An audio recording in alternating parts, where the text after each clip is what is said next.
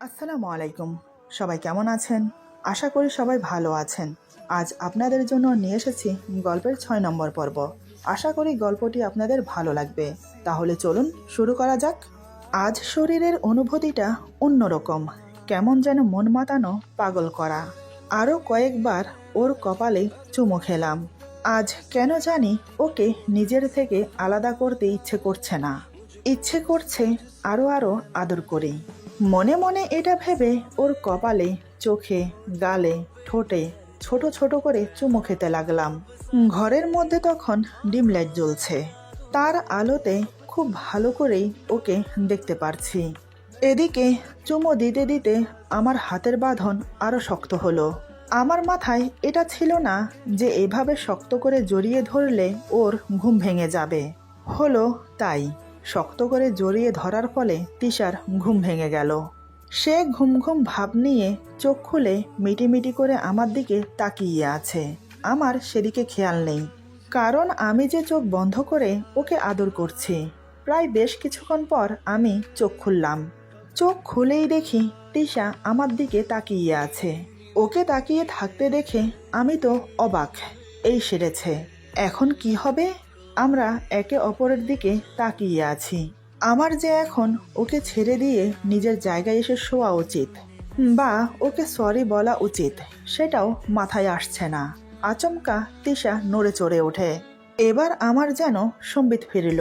আমি তাড়াতাড়ি ওকে ছেড়ে দিয়ে বললাম, সরি সরি, ভুল হয়ে গেছে, আর কখনো এমনটা করব না।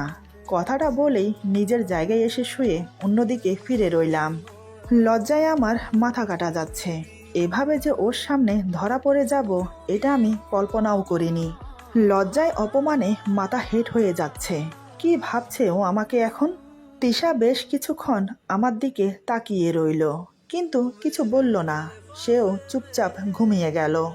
আমি তো ভেবেছিলাম আমাকে অনেক কথা শোনাবে, কিন্তু এ কি, এ তো চুপচাপ ঘুমিয়ে গেল। নিশ্চয়ই অনেক রাত দেখে কিছু বলেনি। কাল সকালে নিশ্চয়ই বলবে, কিন্তু কি উত্তর দেব? মাথায় কিচ্ছু আসছে না। কে বলেছিল আমাকে এভাবে শক্ত করে জড়িয়ে ধরতে? শক্ত করে জড়িয়ে ধরার কারণেই তো ওর ঘুম ভেঙে গেল। এভাবে নানান কথা ভাবতে ভাবতে ঘুমিয়ে গেলাম। আজও সকালে তিশা আমার আগে ঘুম থেকে ওঠে। ওয়াশরুমে গিয়ে ফ্রেশ হয়ে তারপর নিচে চলে যায় রান্নাঘরে। আমার জন্য চা বানিয়ে নিয়ে আসলো উপরে। আমি তখনও ঘুমোচ্ছি। তিশা চা হাতে নিয়ে আমার সামনে দাঁড়ায়। বেশ কিছুক্ষণ আমার ঘুমন্ত মুখের দিকে তাকিয়ে মুচকি একটা হাসি দিল। তিশা এবার হাতের চাটা টেবিলে রেখে আমাকে ডাকে, এই যে শুনছেন, সকাল হয়ে গেছে, আপনার চা নিয়ে এসেছি, তাড়াতাড়ি উঠুন, ঠান্ডা হয়ে যাবে। প্রতিদিনই এই শব্দগুলো আমার কানে আসে। আজও ওর কথাগুলো শুনতে শুনতে ঘুম থেকে উঠে গেলাম। কালকে রাতের কথা বিলক্ষণ ভুলে গেছি। ঘুম থেকে উঠে আড়মোড়া ভেঙে বললাম, গুড মর্নিং। তিশা বলে, গুড মর্নিং। চাটা খেয়ে ফ্রেশ হয়ে নিচে আসুন, আমি নাস্তা রেডি করছি। এই বলে তিশা আমার হাতে চা দিয়ে চলে গেল। তিশা চলে যাওয়ার পর হঠাৎ আমার মনে পড়ল কাল রাতের কথা। ইস, বেমালুম ভুলে গেছি। কিন্তু ও আমাকে এখনো কিছু জিজ্ঞেস করেনি কেন? তাহলে মনে হয় নাস্তার টেবিলে জিজ্ঞেস করবে। আচ্ছা, জিজ্ঞেস করলে কি উত্তর দেব দেখা যাবে। আমি চাটা খেয়ে ফ্রেশ হয়ে নিচে এলাম। এদিকে তিশা আমার জন্য নাস্তা বানিয়ে টেবিলে সাজিয়ে রেখেছে। আমি আজ ওর চোখে চোখ মেলাতে পারছি না। কেমন যেন লজ্জা লজ্জা লাগছে। একটা চেয়ার টেনে মাথা নিচু করে বসলাম। তিশা ভাবছে অন্য কিছু। কাল ও আমাকে কতগুলো কথা শুনিয়েছে, যেটা করা একদম উচিত হয়নি। তিশা ভাবছে মনে মনে যে আমার কাছে ক্ষমা চাইবে। দুমনা করতে করতে হঠাৎ তিশা বলে, কালকের বাজে ব্যবহারের জন্য আমাকে ক্ষমা করে দেবেন। আসলে কালকে মাথা ঠিক ছিল না আমার। কি বলতে কি বলে ফেলেছি নিজেও জানি না। আমি বললাম, আমি কিছু মনে করিনি, ক্ষমা চাইতে হবে না। আর তুমিও বসে পড়ো নাস্তা খেতে। তিশা আমার কথা মতো নাস্তা খেতে বসে পড়ল, কিন্তু কালকে রাতের কথা কিছু বলল না। তাহলে কি ও বুঝতে পারেনি? না, সেটা কিভাবে? ও তো আমার দিকে মিটমিট করে তাকিয়েছিল। মনে মনে আরও নানান কথা ভাবতে লাগলাম। তিশা আমাকে চুপচাপ ভাবতে দেখে বলে, কি এত ভাবছেন নাস্তা না করে? আমি বললাম, কিছু না, আসলে কালকে আমিও তোমার সাথে খারাপ ব্যবহার করেছি, তাই বলছি আমাকেও ক্ষমা করে দিও। তিশা বলে, নাস্তা করে তারপর আমি অফিসে চলে গেলাম। সন্ধ্যার দিকে অফিসের কাজ শেষ করে বাসায় ফিরলাম। কলিং বেল প্রেস করতেই প্রতিদিনের মতো তিশা এসে দরজা খুলে দিল। কিন্তু এ কি, ও কান্না করছে কেন? কি হয়েছে? আমি মনে মনে এসব ভেবে ওকে বললাম, তিশা, কি হয়েছে? তুমি কান্না করছো কেন? তিশা আমার চোখের দিকে তাকিয়ে বলে, কিছু না। আমি বললাম, কিছু না? তাহলে কান্না করছো কেন? বলো আমাকে। তিশা কোনো কথা না বলে আমার হাত থেকে ব্যাগ নিয়ে ভেতরে চলে গেল। আমি আর দাঁড়িয়ে না থেকে ওর পিছে পিছে ভেতরে গেলাম। তিশা বলে, আপনি ফ্রেশ হয়ে নিন, আমি চা বানিয়ে দিচ্ছি। এই বলে রান্নাঘরের দিকে চলে যাচ্ছিল। আমি ওর হাত ধরে দাঁড় করিয়ে দিলাম। তিশা মাথা নিচু করে দাঁড়িয়ে পড়ল। আমি ওর হাত ধরে সোফায় বসিয়ে দিলাম। তারপর মেঝেতে ওর পায়ের কাছে বসে পড়লাম। আমি ওর মুখের দিকে তাকিয়ে বললাম, দেখো, আমার দিকে তাকাও, আমার চোখে চোখ রেখে বলো, কি হয়েছে তোমার? তিশা তারপরও চুপ করে আছে। আমি আবার বললাম, দেখো তিশা, আমি কিন্তু তোমার স্বামী, তোমার ভালো মন্দ দেখার দায়িত্ব আমার। তুমি যদি এভাবে চুপ থাকো, আমাকে কিছু না বলো, তাহলে আমি বুঝবো কি করে তোমার কি হয়েছে? স্বামী হিসেবে না হলেও বন্ধু হিসেবে বলো, কি হয়েছে তোমার? আমার কথা শুনে তিশা মুখ তুলে আমার দিকে তাকালো। চোখ দুটো লাল হয়ে গেছে কান্না করতে করতে। আমি ওর হাত শক্ত করে ধরে বললাম, বলো, চুপ না থেকে বলে ফেলো। তিশা বলে, আমার ভয় করছে। এটা শুনে আমি ভুরু কুঁচকে ওর দিকে তাকালাম। এই বাড়িতে এসেছি প্রায় 3 মাস শেষ হয়ে 4 মাস চলছে। আজ পর্যন্ত ভয় পাওয়ার মতো কিছু হয়নি, তাহলে আজ হঠাৎ ভয় পাওয়ার কথা কেন বলছে?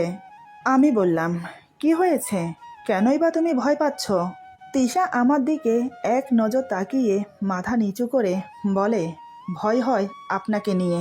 একজন তো আমার ভালোবাসা বুঝলো না, আমাকেও বুঝলো না, তাই সে আমার সাথে ব্রেকআপ করে নিল।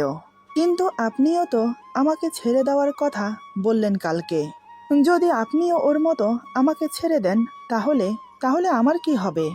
আমি মানছি যে আমি এখনো আপনাকে স্বামী হিসেবে মেনে নিতে পারিনি, স্বামীর অধিকার থেকে বঞ্চিত রেখেছি।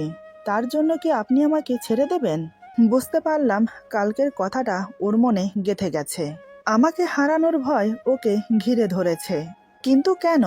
ও তো আমাকে ভালোই বাসে না, তাহলে আমার থেকে আলাদা হতে বলাতে এত কষ্ট হচ্ছে কেন ওর? আমি বললাম, তুমি কালকের কথাটা নিয়ে এখনো পড়ে আছো? আরে ওটা আমার মুখ ফসকে বেরিয়ে গিয়েছিল, তার জন্য সরি বললাম তো। কিন্তু তিশা বলে, কিন্তু কি? আমি বললাম, কিন্তু আমি কি করব বলতে পারো? আমার যে এরকম জীবন চাই না। তোমাকে পেয়ে আমি খুশি থাকলেও কিন্তু তুমি যে আমাকে পেয়ে খুশি না, সেটা আমি তোমার মুখ দেখলেই বুঝতে পারি। এভাবে তো চলা যায় না। আমার কথা শুনে জানি না ওর কি হলো। তিশা হঠাৎ বলে, আমি এখন একটু একা থাকতে চাই, প্লিজ আমাকে একা ছেড়ে দিন। আমি বললাম, তোমাকে একা ছেড়ে দেব মানে? তোমাকে একা ছেড়ে দেওয়ার জন্য তো বিয়ে করিনি আমি।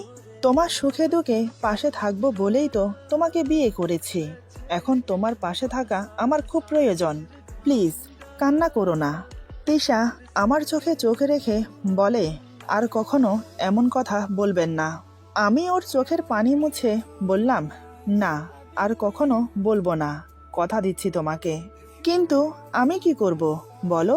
আমারও তো ইচ্ছে করে তোমার হাতে হাত রেখে পথ চলতে, তোমাকে আমার বুকের মাঝে জড়িয়ে রেখে অনেক অনেক আদর করতে, তোমার ইচ্ছায় নিজেকে সাজাতে, তোমার হাসিতে হাসতে, তোমার দুঃখে দুঃখ প্রকাশ করতে, তোমার এই মলিন মুখে সবসময় হাসি দেখতে। আমার কি ভালো লাগে বলো তোমার এই মলিন মুখটা দেখতে? আমি চাই তুমি সবসময় হাসি খুশি থাকো। তিশা বলে, আস্তে আস্তে সব হবে, এখন ফ্রেশ হয়ে খেতে আসুন। এটা বলেই ও ভেতরে চলে যায়। আমি শুধু অবাক হয়ে ওকে চেয়ে চেয়ে দেখলাম। কি অদ্ভুত মেয়ে, সামান্য একটা কথা নিয়ে কাল থেকে এত কান্নাকাটি। এদিকে সে আমাকে ভালোবাসে না, আমাকে তার কাছেও আসতে দেবে না। বুঝি না কিছু, কি করব আমি ওকে নিয়ে। কথাগুলো ভেবে আমি উপরে চলে গেলাম ফ্রেশ হতে। কিছুক্ষণ পর ফ্রেশ হয়ে নিচে নেমে এলাম। ড্রয়িং রুমে এসে ডাইনিং টেবিলের দিকে তাকিয়ে দেখলাম তিশা আমার জন্য খাবার প্লেটে বেড়েছে। আমি এসে ডাইনিং টেবিলের সামনে দাঁড়িয়ে বললাম, তুমি খাবে না? তিশা বলে, খাবো। আমি বললাম, তাহলে তোমার প্লেট কই? তিশা বলে, আমি পরে খাবো। আমি বললাম, সেটা হচ্ছে না, তুমি আমার সাথে খাবে। চুপচাপ এখানে বসো, আমি খাইয়ে দিচ্ছি। তিশা বলে, বললাম তো আমি পরে খাবো। আমি বললাম, একদম কোনো কথা না বলে চুপচাপ বসো। এই বলে আমি ওর হাত ধরে বসিয়ে দিলাম চেয়ারে। তারপর ওকে খাইয়ে দিতে লাগলাম। আমি বললাম, এই তো লক্ষ্মী মেয়ে। তিশা, একটা কথা বলি? তিশা বলে, বলুন। আমি বললাম, আমাকে ক্ষমা করে দিও। তিশা বলে, কিসের ক্ষমা? আমি বললাম, এই যে আমি সব কিছু না জেনে তোমার হাত পুড়িয়ে দিয়েছি, তার জন্য। তবে কথা দিচ্ছি, আর কখনো এমনটা করব না। তিশা বলে, আপনাকে বিশ্বাস করতে পারছি না। দেখুন, আমার কথায় কিছু মনে করবেন না, কারণ রাগী মানুষ তার রাগ কখনোই কন্ট্রোল করতে পারে না। তাই আপনিও যে আপনার রাগ কন্ট্রোল করতে পারবেন তার কোনো গ্যারান্টি নেই। এজন্য বলছি, কথা দিয়ে কোনো লাভ নেই, আর ক্ষমা চাওয়ারও কোনো প্রয়োজন নেই। দোষটা আমার ছিল, আমি আপনার থেকে কথা লুকিয়েছি, তাই আপনি আমাকে শাস্তি দিয়েছেন। তবে শাস্তিটা খুবই ভয়ানক ছিল। আমি কখনো ভাবতে পারিনি এমন কিছু করবেন আপনি আমার সাথে। আপনি যদি একটিবার আমাকে জিজ্ঞেস করতেন, তাহলে আমি আপনাকে সত্যিটা বলে দিতাম। আমি বললাম, সরি, সত্যি বলতে রেগে গেলে আমার হুঁশ থাকে না। তুমি জানো, সেদিন আমি তোমার উপর এতটাই রেগেছিলাম যে তোমাকে বলে বোঝাতে পারবো না। তুমি বেসিনে হাত ধুতে গিয়ে যখন অজ্ঞান হয়ে পড়ে গিয়েছিলে, তখন আমি তোমার সামনে কোমরে হাত দিয়ে দাঁড়িয়ে তোমার এমন করুণ অবস্থা দেখেছিলাম। কিন্তু আমার মধ্যে এতটুকু অনুশোচনা হয়নি। আমি তোমাকে ওভাবে ফেলে রেখে রুমে গিয়ে ফ্রেশ হয়ে ঘুমিয়ে গিয়েছিলাম। তারপর হঠাৎ ঘুম ভাঙতেই তোমার কথা মনে পড়ে। এরপর ছুটে গিয়ে তোমাকে পাজা কোলে করে এনে বিছানায় শুইয়ে দেই। তিশা, আমি খুব খারাপ, তাই না? তিশা বলে, না, আপনি খারাপ না, আপনি একজন ভালো মানুষ। তবে ভুলটা আমার, আমি আপনাকে বুঝে উঠতে পারিনি। আমি অবাক হয়ে বললাম, ভালো মানুষ? মিথ্যে বলছো, তাই না? আচ্ছা, কোন দিক দিয়ে বলছো তুমি আমাকে ভালো মানুষ? আমি তোমার সাথে যা যা করলাম, এরপরেও তুমি আমাকে কিভাবে ভালো মানুষ বলছো? তিশা বলে, আপনি যদি খারাপ হতেন তাহলে আমার কাছে সব কথা গোপন করে যেতেন, এভাবে সবকিছু খোলামেলা করে বলতেন না। আমি দেখেছি, যেদিন আমার হাত পুড়িয়ে দিয়েছিলেন সেদিন আপনি সারা রাত আমাকে আপনার বুকে নিয়ে ঘুমিয়েছিলেন। তারপর এই যে আমার জ্বর হলো, আমি তো বিছানা ছেড়ে উঠতেই পারছিলাম না। কিন্তু আপনি অফিসে না গিয়ে 2 সপ্তাহ দিন রাত আমার সেবা করেছেন। আমি জানি, যে মানুষ প্রচুর রাগী হয় সে মানুষের ভালোবাসাটাও প্রচুর গভীর হয়। আমি চাইলে নিজের বাড়িতে ফিরে যেতে পারতাম, আমার মা বাবাকে বলতে পারতাম যে আপনি অ্যাসিড দিয়ে আমার হাত পুড়িয়ে দিয়েছেন। কিন্তু আমি সেটা করিনি। কারণ কি জানেন? কারণ হলো, আপনি আমার স্বামী। যে মেয়ে নিজের স্বামীর অপরাধ গোপন করতে পারে না, সে মেয়ে কোনোদিনও ভালো স্ত্রী হতে পারে না। তাই আমি সব কিছু হজম করে নিয়েছি। তবে হজম করে নেওয়ার পিছনেও আরেকটা কারণ আছে। সেটা কি জানেন? এই যে আপনি প্রতিদিন আমার পড়ে যাওয়া হাত দেখে আপনি বারবার নিজের অপরাধটা চোখের সামনে দেখতে পান। মনে মনে নিশ্চয় বলেন যে আমি অপরাধী, এমনকি তার জন্য অনুশোচনায় ভোগেন। তাই বারবার আমার কাছে ক্ষমা চান নিজের ভুলের জন্য। এটা কি আপনার জন্য কম শাস্তি? একটা কথা কি জানেন? কোনো মানুষকে শাস্তি দিতে হলে তাকে হাতে নয়, কথায় নয়, ভাতেও নয়, তাকে কৌশলে শাস্তি দেওয়া উচিত, যেটা আমি আপনাকে প্রতিনিয়ত দিয়ে আসছি। এবার নিশ্চয় আপনি বুঝতে পেরেছেন। আমি বললাম, বুঝতে পেরেছি। তবে মিথ্যে বলবো না, কৌশল ভালো। আমার পরিয়ে দেওয়া হাত দেখিয়ে আমাকেই জব্দ। এই বলে আমি হো হো করে হেসে উঠলাম। তিশা আমার দিকে অপলক্ষীনভাবে তাকিয়ে আছে। হাসি থামিয়ে আমি বললাম, এভাবে কি দেখছো? তিশা বলে, সত্যি বলবো? আমি বললাম, মিথ্যা বলে শাস্তি পাওয়ার চেয়ে সত্যিটা বলা ভালো নয় কি? তিশা বলে, আপনি হাসলে না খুব সুন্দর লাগে। আমি বললাম, তাই বুঝি? আমার হাসিটা তোমার কাছে সুন্দর লাগে, আমাকে তোমার কেমন লাগে? তিশা বলে, ভালোই। আমি বললাম, শুধু ভালো, আর কিছু না? তিশা আমার কথা এড়িয়ে যাওয়ার জন্য বলে, আমি আর খাবো না, পেট ভরে এসেছে আমার, এই বলে উঠে গেল। আমি বুঝতে পারলাম ও যে কথা এড়িয়ে যাচ্ছে। আমি ওর চলে যাওয়ার দিকে তাকিয়ে মুচকি হাসলাম। মনে মনে বললাম, ধীরে ধীরে যে তুমি আমার প্রতি আসক্ত হচ্ছ আমি বুঝতে পারছি। আমি খাওয়া শেষ করে বেসিনে হাত ধুয়ে রুমে চলে গেলাম। বেশ কিছুক্ষণ পর তিশা এলো। প্রতিদিনের মতো মাঝখানে বালিশ দিয়ে দুজন দুই পাশে শুয়ে পড়লাম। এভাবেই দিন যেতে লাগলো। প্রায় প্রতিদিন রাতে তিশা ঘুমিয়ে যাওয়ার পর আমি ওকে আমার বুকে নিয়ে আদর করি। তিশা যেন কোনোভাবে বুঝতে না পারে সেদিকে খেয়াল রেখে। এদিকে তিশা আগে থেকে অনেকটা মিশতে শুরু করেছে আমার সাথে। একদিন রাতে খাওয়া দাওয়া করে দুজন শুয়ে পড়েছি। রাত আনুমানিক কয়টা হবে জানি না, হঠাৎ তিশা আমাকে ডাকতে শুরু করলো। প্রথমে তো আমি ঘুম থেকে উঠে ভ্যাবাচাকা খেয়ে গেলাম। চোখ দুটো মুছে বললাম, কি হয়েছে, এভাবে ডাকছো কেন? তিশা বলে, ওই দেখুন বাহিরে কি সুন্দর চাঁদের আলো ঝলমল করছে, একদম দিনের মতো, চলুন আমরা ছাদে যাই। তিশার কথা শুনে অবাকই হলাম আমি। ঘড়ির দিকে তাকিয়ে দেখি রাত 11:30 বাজে। আমি বললাম, রাত 11:30 বাজে, এত রাতে ছাদে যাওয়া ঠিক হবে? তিশা বলে, কিচ্ছু হবে না, চলুন তো। এই বলে আমার হাত ধরে টেনে ছাদে নিয়ে গেল। তারপর আমার হাতের বাহুকে শক্ত করে দুই হাতে জড়িয়ে ধরে বলে, দেখেছেন কি সুন্দর চাঁদের আলো, পরিবেশটা খুবই মনোরম, আপনার ভালো লাগছে না?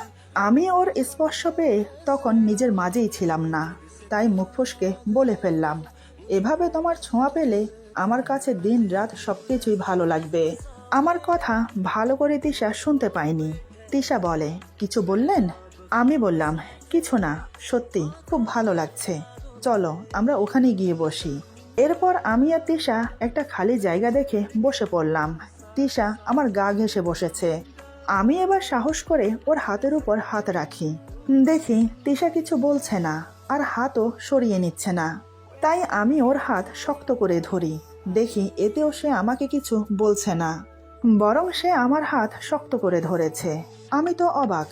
তিশা তাকিয়ে আছে আকাশের রূপালী চাঁদের দিকে, আর আমি তাকিয়ে আছি ওর দিকে। প্রায় অনেকক্ষণ ধরে নীরবতা কাটছে আমাদের মাঝে। এরপর আরো বেশ কিছুক্ষণ পর আমি বললাম, কেমন লাগছে রাতের চাঁদের আলো দেখতে? তিশা বলে, ভালো লাগছে। আমি বললাম, তোমাকে অসংখ্য ধন্যবাদ। তিশা বলে, কিসের জন্য? আমি বললাম, এই যে আমার ইচ্ছাটাকে বাস্তবে রূপ দেওয়ার জন্য। তোমাকে নিয়ে ছাদে এসে চাঁদ দেখার অনেক শখ ছিল আমার, আজ সেটা বাস্তবে রূপান্তরিত হলো শুধুমাত্র তোমার জন্য। তিশা বলে, আপনি খুশি হয়েছেন? আমি বললাম, অনেক অনেক খুশি হয়েছি, যা তোমাকে বলে বোঝাতে পারবো না। তিশা বলে, আপনি খুশি হয়েছেন এটাই যথেষ্ট। আমি বললাম, তাহলে কি ছাদে আমাকে খুশি করার জন্য নিয়ে এসেছো? তিশা বলে, নয়তো কি, মনে নেই আপনার? একদিন আমার হাত ধরে আপনি বলেছিলেন আমাকে নিয়ে রাতের বেলায় আকাশের চাঁদ দেখার অনেক শখ, তাই আজ আপনার শখ পূরণ করে দিলাম। আমি বললাম, আরও তো অনেক আছে শখ, সেগুলো কে পূরণ করবে? তিশা বলে, চিন্তা করবেন না, সব আস্তে আস্তে হয়ে যাবে। এখন যে আমার ঘুম পাচ্ছে, আমি ঘুমোবো, চলুন। আমি আর কিছু বললাম না, ওকে নিয়ে ঘুমোতে চলে এলাম। মাঝখানে বালিশ দিয়ে দুজন দুই পাশে শুয়ে পড়লাম। তিশা শোয়া মাত্রই ঘুমিয়ে গেল। আজও প্রতিদিনের মতো ব্যতিক্রম হলো না। মানে তিশা ঘুমিয়ে যাওয়ার পর ওকে বুকে নিয়ে আদর করতে লাগলাম। আজ অন্য দিনের তুলনায় অনুভূতিটা খুব বেশি। কারণ কি সেটা জানি না, তবে আজ ওকে একটু বেশি আদর করতে মন চাইছে। তাই ওকে বুকের সাথে জড়িয়ে ধরে চোখ বন্ধ করে শরীরের উষ্ণতা অনুভব করতে লাগলাম। এই অনুভূতি যেন শেষ হবার নয়। আমি চুমোয় চুমোয় ওর মুখ ভরিয়ে দিতে লাগলাম। ওর ঠোঁট জোড়া মুখের ভেতর পুরে নিয়ে পরম তৃপ্তিতে চুষতে লাগলাম। ধীরে ধীরে নিঃশ্বাস ঘন হতে লাগলো আমার হাত ওর পুরো পিঠে বিচরণ করতে লাগলো। আস্তে আস্তে শরীরের উত্তেজনা বাড়তে বাড়তে দ্বিগুণ হয়ে গেল। আমি হিতাহিত জ্ঞান শূন্য হয়ে পড়ি। তাই আমি ভুল করে তিশার ঠোঁটে কামড় দিয়ে বসি। ব্যাস, হয়ে গেল। তিশার ঘুম ভেঙে গেল। সেদিনের মতো চোখ বন্ধ করে থাকার জন্য বুঝতে পারিনি। এদিকে তিশা আমাকে বাধা না দিয়ে চোখ বড় বড় করে আমার দিকে তাকিয়ে আছে। ওর ঠোঁট এখনো আমার মুখের ভেতর। সে আশ্চর্য হয়ে শুধু চেয়ে চেয়ে দেখছে আমাকে। এদিকে আমি আরো বেশ কিছুক্ষণ ওকে চুম্বন করে ওর ঠোঁট ছেড়ে দিলাম। চোখ বন্ধ অবস্থায় ওর কপালে একটা চুমো দিলাম। তারপর বুকের সাথে শক্ত করে জড়িয়ে ধরে রাখলাম। অন্যদিকে তিশা আমার কাণ্ড কারখানা দেখে বাকরুদ্ধ হয়ে যায়। আমি এবার চোখ খুলে ওর মুখের দিকে তাকাতেই আমার তো হুঁশ উড়ে গেল। তিশা আমার দিকে মিট মিট করে তাকিয়ে আছে। হঠাৎ আমি এমন একটা কাণ্ড করলাম যা দেখে তিশার মুখ দিয়ে কথাই বের হচ্ছে না। ও ভাবতে পারছে না আমি কেন এমন করছি, আর এখন ওর কি করা উচিত। এরপর যা হলো। আজকের গল্প এখানে সমাপ্ত। গল্পের বাকি অংশ পেয়ে যাবেন আগামী পর্বে। আশা করি গল্পটি আপনাদের ভালো লাগবে। যদি ভালো লাগে তাহলে বন্ধুদের সাথে বেশি বেশি করে শেয়ার করবেন। সবাই পাশে থাকবেন। আল্লাহ হাফেজ।